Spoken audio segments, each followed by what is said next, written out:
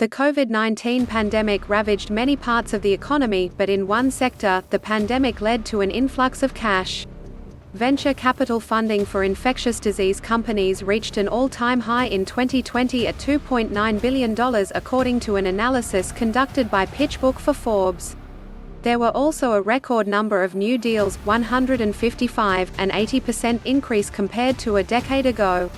Companies that focus on infectious disease, whether developing vaccines, antibiotics, or other therapeutics, have been historically underfunded.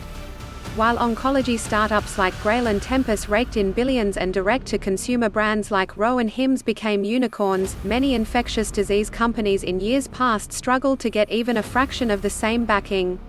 Glenn Rockman, founder and managing partner at Adjuvant Capital, says that part of the reason infectious disease companies have faced a chronic cash shortage is simple math.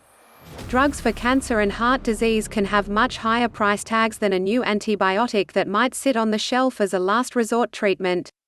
The profit opportunity compared to how risky it is to develop a new drug, Rockman says, that math is just much harder for infectious disease companies. Rockman launched Adjuvant Capital last February with a $300 million venture fund for companies that address historically overlooked healthcare problems, including infectious disease. Despite past obstacles, COVID-19 completely changed how investors view infectious disease companies. What you're seeing is the emergence of a new market, says Andrew Nerlinger, a venture capital investor and co-founder of PandemicTech, a venture philanthropy that supports companies fighting infectious disease threats.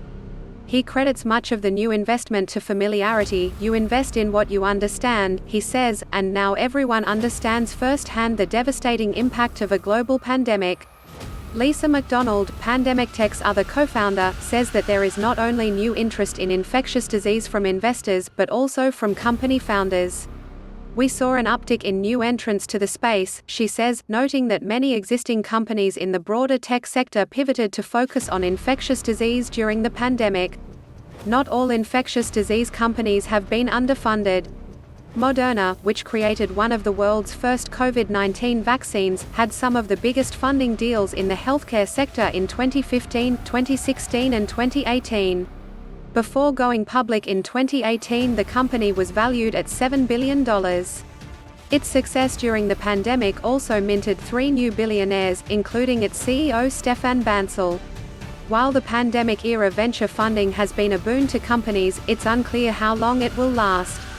The data from Pitchbook shows that funding in infectious disease companies has mostly increased over the past 20 years, but it doesn't always correlate with world events.